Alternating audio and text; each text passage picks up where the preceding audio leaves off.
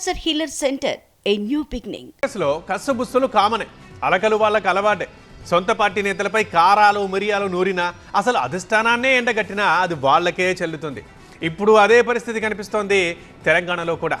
మొన్న మధ్య ఇంద్రకరణ్ రెడ్డి, నిన్నటికి నిన్న కోనేరు కోనప్ప, ఇప్పుడేమో అంజన్ కుమార్ యాదవ్ పార్టీ తీరుపై అసంతృప్తి వ్యక్తం చేస్తున్నారు. బహిరంగంగానే విమర్శలు గుప్పిస్తున్నారు. సరే, వాళ్ళిద్దరేమో కానీ పార్టీకి విధేయుడిగా వివాదరహితుడిగా ఉన్న అంజన్ కుమార్ ఎందుకు ఆగ్రహం వ్యక్తం చేస్తున్నట్లు? సైలెంట్గా ఉండే వ్యక్తి నుంచి ఒక్కసారిగా ఇంత వైలెన్స్ ఎలా వచ్చింది? అసలు అంజన్ మనసులో ఏముండేది? తెలంగాణ రాజకీయాలు రోజుకో మలుపు తిరుగుతూ రసవత్రంగా మారుతున్నాయి. అధికార విపక్షాల మాటల యుద్ధం ఒక ఎత్తైతే, అధికార పార్టీ నేతలే ప్రభుత్వ తీరుపై అసంతృప్తి వ్యక్తం చేయడం మరో ఎత్తు. అందులోనూ ఎప్పుడు కూల్గా కనిపించే మాజీ ఎంపీ అంజన్ కుమార్ ఆగ్రహం ఇప్పుడు హాట్ టాపిక్ గా మారింది. అగ్రనేతలను సైతం విమర్శించడం, ఆయన్ను ఎదగకుండా అడ్డుకుంటున్నారంటూ పలువురి పేర్లు చెబుతూ ఫైర్ అవ్వడం పొలిటికల్ హీట్ పెంచింది.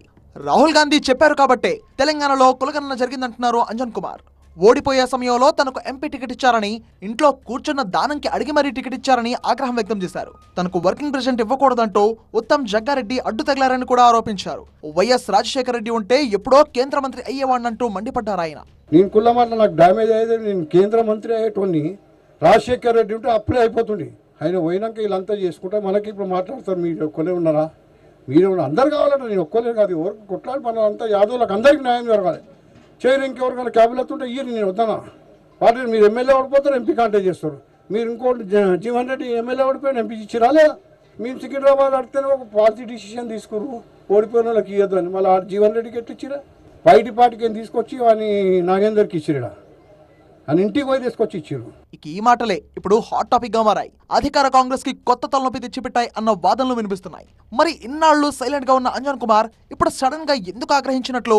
పార్టీ మాటే నా మాట, పార్టీ చెప్పిందే వేదమంటూ చెప్పుకునే మనిషి ఇప్పుడు ఎందుకంత అసహనం వ్యక్తం చేస్తున్నట్టు?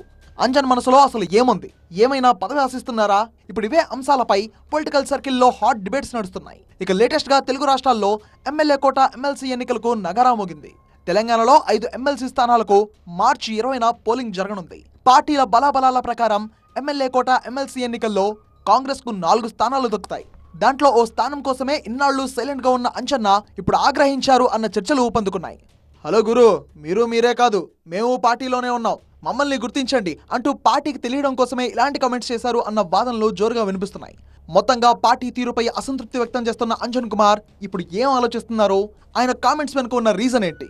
పదవి కోసమేనా, మరేమైనా ఉందా? తెలియాలంటే కాస్త ఆగాల్సిందే మరి. Cancer healer centre a new beginning.